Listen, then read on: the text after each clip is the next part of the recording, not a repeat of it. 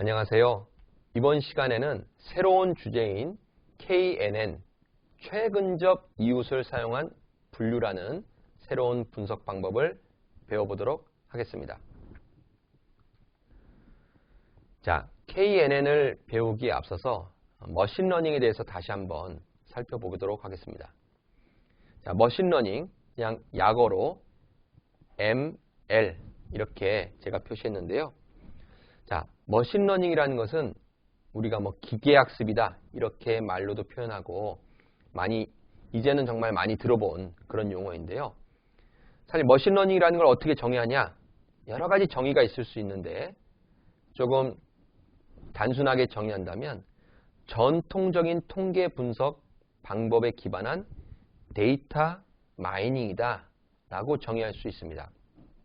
자, 데이터 마이닝이란 말은 예전에 굉장히 많이 썼어요. 그죠? 근데 이 데이터 마이닝 자체가 통계 분석 방법에 기반한 거예요. 그러면 우리는 이렇게 추론할 수가 있겠네요. 머신러닝이라는 것도 완전히 새로운 것이 아니라 기존의 통계학에 기반한 통계 분석 방법의 어떤 발전된 형태 혹은 응용된 형태다. 이렇게 정의할 수가 있고 그런 정의가 저는 일정 정도는 맞다라고 생각합니다. 그래서 연구자에 따라서는 데이터 마이닝 이란 말을 쓰지만 최근엔 그것을 머신러닝이란 말로 많이 바꿔서 이야기를 하죠. 자, 머신러닝의 4대 목표는 예측하는 것, 그 다음에 분류하는 것, 그 다음에 군집화하는 것, 그 다음에 연관성을 파악하는 것, 이렇게 4가지로 구분할 수가 있습니다. 우리가 배우는 KNN 혹은 그 다음에 배우는 서포트 벡터 머신 등등등 디시전 트리 혹은 우리가 이미 앞에서 배웠던 로짓 회귀 분석과 다중 회귀 분석, 물론 로짓 회귀 분석과 다중 회귀 분석을 우리가 머신러닝 알고리즘 형태로 배우진 않았지만 그런 것들도 다 예측을 위해서 쓰이게 되는 거고, 좀 예측과 좀 비슷한데 우리가 분류로 쓰이는 경우도 있어요. 그래서 KNN이나 SVM은 예측의 목표로 하기도 하지만 사실은 분류를 목표로 하기도 합니다. 그래서 좀 약간 인위적으로 좀 구분한다면 예측은 좀 결과가 여러 개로 나올 수 있는 혹은 수치화돼서 나올 수 있는 예를 들면은 다중회귀 분석 이런 것들이 해당될 것 같고요. 분류라는 거는 좀 결과가 딱 몇 개 이내로, 그래서 로짓이라든지 KNN, SVM, 디시전 트리 등등이 해당될 수가 있습니다. 자, 군집화라는 것은 우리가 배웠던 군집 분석이 여기에 해당될 것 같고요. 연관성은 본 과목에서 다루진 않지만 어떤 관련성들, 우리가 장바구니 분석 같은 거 할 때도 그렇게 하죠. 어떤 상품이 팔렸을 때 어떤 상품이 같이 팔린다. 이런 것들이 여기에 또 해당될 수가 있겠습니다. 자, 제가 머신러닝 정의를 얘기할 때 사실은 전통적인 통계 분석에 기반한 데이터 마이닝이다. 그래서 전혀 새로울 건 아니다라고 했는데 그럼에도 불구하고 데이터 마이닝과 머신러닝의 차이를 구분한다면 다음에 2가지를 머신러닝의 특징으로 얘기할 수가 있습니다. 첫 번째는 데이터의 크기가 증가한 거예요. 그래서 몇 개의 표본이 아니라 심지어 전체 모집단을 대상으로도 우리가 머신러닝을 할 수가 있는 것이고요.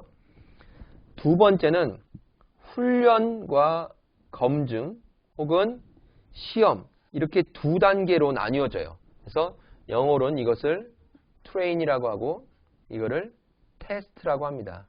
그래서 훈련 모델, 테스트 모델 이렇게 얘기하기도 하고 훈련과 테스트 2단계로 구분한다.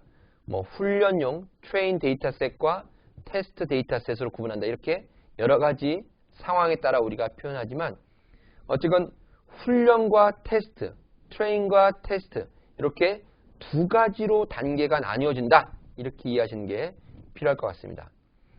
또한 데이터가 커지는 것과 연관해서 데이터가 커지면 결국은 인공지능이 이것을 뭔가 분석하는 역할을 할 수밖에 없거든요.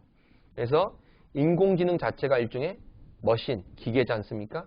그래서 머신러닝이라고 우리가 새롭게 명명을 해서 부르게 됐습니다. 자, 좀 전에 제가 머신러닝의 가장 중요한 특징 중에 두 번째로 트레인과 테스트 두 단계로 나뉜다고 했는데 데이터를 기준으로 한다면 한 3분의 2 정도 혹은 우리는 70% 정도를 할당할 텐데요. 그 데이터는 훈련용 데이터, 트레인 데이터로 만들 것이고요. 그 다음에 3분의 1, 우리는 30%, 나머지는 테스트 데이터셋으로 만들 거예요. 구분한다는 거죠. 예, 구분한다는 거예요.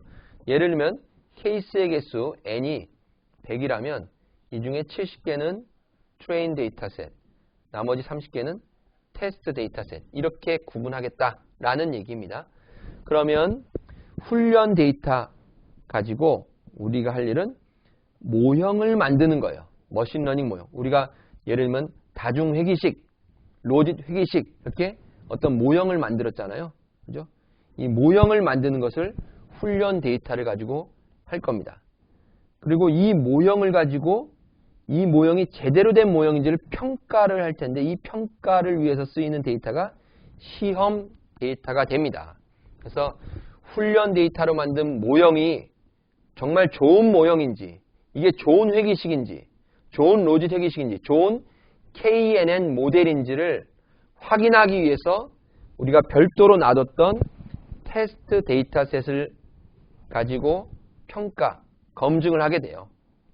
그래서 기존에 만든 모델이 좋은 거면 그냥 앞으로도 그 모델을 쓰면 되는데 조금 뭐랄까 정확도나 여러 가지 예측력이나 이런 것들이 좀 떨어진다라고 판단한다면 모형을 개선해야 되겠죠. 예, 그래서 그런 것들이 이후에 새롭게 적용으로 또 이어질 수가 있겠습니다. 자, 그러면 이제 KNN에 대해서 살펴볼 텐데 KNN에서 KNN의 약자는 K Nearest Neighbors가 돼요. 이 말은 뭡니까? K개의 가장 가까운 이웃이란 얘기예요. 자, 그래서 인접한 K개의 기존 사례와의 유사성을 일종의 거리로 보시면 돼요. 우리가 군집 분석할 때도 뭐 맨하탄 디스턴스, 다이스 디스턴스, 유클리디안 디스턴스 거리를 가지고 멀어지면은 유사성이 떨어지는 거고 가까우면 유사성이 높다라고 얘기했었죠. 그래서 한 개만의 케이스가 아니라 어떤 특정 케이스를 기준으로 여러 개의 케이스가 있을 텐데 K가 4라면 요 4개의 가장 가까운 애들을 찾는 거죠. 내가 어떤 케이스와 거리가 가장 가까운 K개의 케이스를 우리가 찾아내는 거예요. 그래서 그 케이스와의 유사성, 거리를 기준으로 새로운 사례를 분류하는 분석 방법입니다. 요 얘기는 뒤에서 그림을 가지고도 다시 설명을 또 드릴 거예요. 자, 기존 사례는 계량형 척도로 측정된 독립변수를 기준으로 여러 집단 중에 하나에 속해 있어야 돼요. 자, 여기 지금 새로운 단어들이 나왔는데 클래스라는 게 나왔어요. 자, 머신러닝에서는 우리가 지도학습은 종속변수가 있다고 했었잖아요. 머신러닝에서는 이 종속변수를 클래스 변수라고 해요. 그 다음에 독립변수를 피처라고 이야기를 해요. 그래서 클래스가 어쩌고 저쩌고 피처가 어쩌고 저쩌고 하면 각각은 종속변수와 독립변수를 뜻하는구나 라고 이해하시면 되겠습니다. 그래서 여러 집단이 뭐 1번 집단, 2번 집단, 3번 집단, T개의 집단으로 나눌 수가 있겠죠. 이렇게 집단을 구분하는 변수는 비계량형 척도, 어떻게 보면 범주형 척도로 측정된 종속변수예요. 종속변수는 클래스 변수라고 했고 이것의 결과값이 집단이다. 예를 들면 우리가 다뤘던 문제 중에 직원 이탈, 어트리션 문제가 있었죠. 여기서 종속변수는 이탈과 미이탈 이렇게 두 개의 결과값만 가는 거죠. 두 개의 집단으로 나눠지는 거예요. 그래서 직원 이탈이라는 종속변수 혹은 클래스 변수는 이탈이냐 미이탈이냐 두 개의 집단으로 구분되는 거고 이 클래스 변수 말고 나머지 피처들, 이 독립 변수들이 있었죠. 만족도, 근무 시간, 뭐 고가 평가 등등등등. 예. 이러한 독립 변수들이 있는데 이러한 독립 변수들은 계량형 척도로 측정이 되어야 합니다. 계량형 척도로. 자, 그리고 새로운 사례와 기존 사례의 유사성은 거리로 측정한다고 했는데 이때 거리 중에 유클리디안 디스턴스를 기준으로 측정하게 됩니다.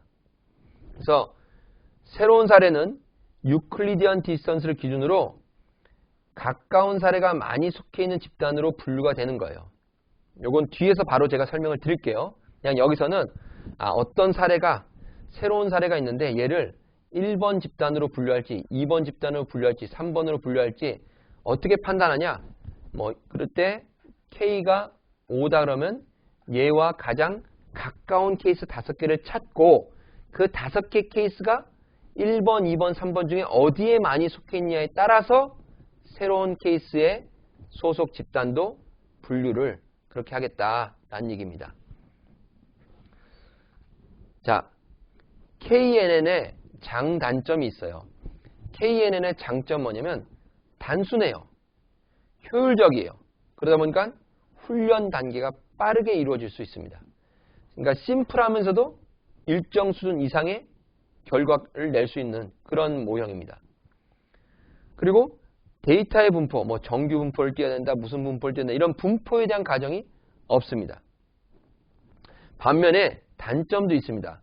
우리가 별도 모델을 수립하는 게 없어요. 예를 들면 로짓 회기식이다, 다중 회기식이다, 회기식이라는 별도의 모델을 수립하지 않습니까?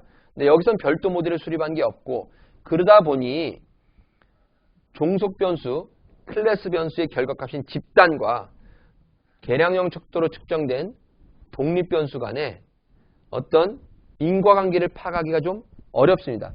도대체 이 케이스가 어떤 독립 변수별로 어떤 특성이 있길래 1번 집단에 속했는지 혹은 2번 집단에 속했는지 이런 인과관계 파악이 어려워요. 또한 K값, KNN에서의 K입니다. 여기서 이 K값을 너무 적게 해도 문제고 너무 많이 해도 문제거든요. 그래서 적절히 선택하지 않으면 결과가 제대로 나오지 않거나 왜곡이 될 수가 있겠다라는 게 KNN의 단점입니다.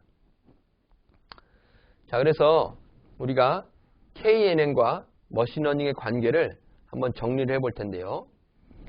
KNN은 분류를 목적으로, 물론 예측이라고 할 수도 있지만 어쨌건 결과값이 몇 개 안 되기 때문에 그냥 분류한다 라고 이해하시면 좋을 것 같아요. 그래서 분류를 목적으로 하는 머신러닝의 지도학습의 한 유형이다. 왜? 종속 변수 혹은 클래스 변수가 집단이라는 내용으로 있기 때문에 지도학습은 종속 변수가 있을 때의 머신러닝의 한 유형이죠.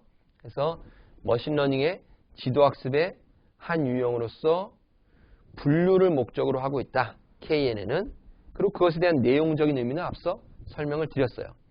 자, 그럼 지도학습이 뭐였어요? 문제가 있고 이게 뭡니까? 독립변수가 있고 정답이 있어요. 이게 종속변수죠. 그래서 독립변수뿐만 아니라 종속변수가 존재하는 것이 지도학습이에요. 그래서 문제와 답을 계속 보면서 이 기계가 인공지능이 학습을 하는 거죠. 그래서 나름대로 이 문제의 답은 요거구나라고 이렇게 답을 맞출 수 있는 알고리즘을 만드는 거죠. 비지도학습은 뭐예요? 문제만 있어요. 종속 변수 혹은 클래스 변수가 없는 거예요. 문제만 있는 상태에서 인공지능이 혹은 기계가 스스로가 답을 찾아내야 되는 거예요. 기존에 있었던 답을 끄집어오는 게 아니라 새로운 답을 찾아내야 된다. 그래서 다양한 시도, 트라이얼 에러를 하면서 반복을 계속 하는 거죠. 그래서 스스로가 결과를 찾는 것이다. 이게 비지도학습이 되겠습니다. 자, 그러면 이런 문제가 있어요. 자, 아까 KNN의 단점일 수도 있는데, 자, 이런 경우를 생각해 볼 수가 있습니다. 자, K를 너무 많이 해도 문제, 너무 적게 해도 문제, 연구 결과에 왜곡이 될 수 있다라고 하는 게 KNN의 단점이라고 했는데, 자 보세요. 이 오른쪽 그림에서 K를 3으로 하거나 4로 하거나 5로 하는 이런 경우를 생각해 봅시다. 그러면 K를 3으로 할 때 이 빨간색 동그라미는 어디에 속하는지 봅시다. 자, K가 3이라는 것은 인접한 이웃 중에서 가장 근접한 3개를 선택하라 라는 얘기예요. 그러면 요게 제일 가까운 것 같죠? 그 다음 요거, 그 다음 이거요. 자, 3개 중에 보라색 세모가 2개예요. 그러면 K가 3일 때 빨간색 동그라미는 가장 근접한 이웃이 3개인데 그 중에 2개가 보라색이니 보라색 세모로 속한다. 이 집단에 속한다라고 판정하는 거죠. 자, K가 4인 경우는 어떻습니까? 하나, 둘, 셋, 넷, 2대 2가 돼요. 그래도 일단은 요 세모가 더 상대적으로 가까우니까 뭐 세모에 속한다라고 얘기할 수도 있겠죠. K가 5가 되면 어떻게 됩니까? K가 5가 되면 그 다음 가까운 건 이거예요. 그러면 5개 중에 3개가 네모이다 보니 이때는 네모로 소속 집단이, 소속 그룹이 바뀌게 되는 거죠. 그래서 K 값을 얼마로 하냐에 따라서 결과가 이렇게 달라질 수가 있어요. K를 너무 작게 하면, 자 여기서 보세요. 대부분의 세모들은 여기 있어요. 대부분의 세모들은 이 빨간 동그라미랑 제법 거리가 있죠. 그 다음에 대부분의 네모들은 가깝게 있어요. 근데 K를 만약에 여기서처럼 2나 3으로 하게 되면 사실은 빨간 동그라미는 전반적으로 네모들과 가까움에도 불구하고 K를 너무 작게 하게 되면 빨간 동그라미랑 굉장히 가깝게 있는 아주 특이한 세모들에 의해서 영향을 받아서 빨간 동그라미는 세모로 판정이 되는 거죠. 즉, 이 2개를 우리가 이상치라고 본다면 이상치에 의해서 영향을 받아요. 언제? K를 너무 작게 하게 되면. 반면에 K 값이 커지면 어때요? K 값이 예를 들면은 예를 들면 20이다. 그러면 여기서는 지금 이 모든 네모, 모든 세모가 다 포함이 되잖아요. 왜냐면 세모가 7개고 네모가 5개이기 때문에 합해봐야 12개밖에 안 되니까 가까운 것 20개, 가장 가까운 것 20개 중에 12개가 더 적으니까 이것들을 다 포함시켜야 돼요. 그럼 어때요? 결국은 원래 그 집단에 속한 케이스가 많은 집단으로 분류될 가능성이 높겠죠. 그래서 K가 커지면 케이스를 많이 갖고 있는 큰 집단으로 분류되는 그러한 편향이 또 발생할 수도 있습니다. 자, 그래서 KNN의 단점으로 얘기했던 게, 장점은 굉장히 단순하고 어떻게 보면 이게 모형이 복잡하지 않으면서도 빠르게 구분할 수 있는, 그러니까 가성비가 좋은 방법이에요. 그럼에도 불구하고 K 값에 따라서 K가 너무 작으면 이상치의 영향을 많이 받고 K가 커질수록 원래 집단의 크기가 큰 쪽이 유리해지는 이런 근본적인 문제를 또 안고 있기도 합니다. 자, 그래서 이번 동영상에서는 KNN의 어떤 개요에 대해서 제가 설명을 드렸고, 다음 동영상에서는 KNN을 데이터에 적용해서 어떤 순서대로, 어떤 알고리즘 순서대로 이게 진행이 되는지를 위스콘신 대학에서 제공한 암 데이터를 가지고 설명을 드리고, 그 다음 동영상에서 실제 실습을 하도록 하겠습니다. 자, 그러면 KNN에 대한 소개 동영상을 여기서 마치도록 하겠습니다. 감사합니다.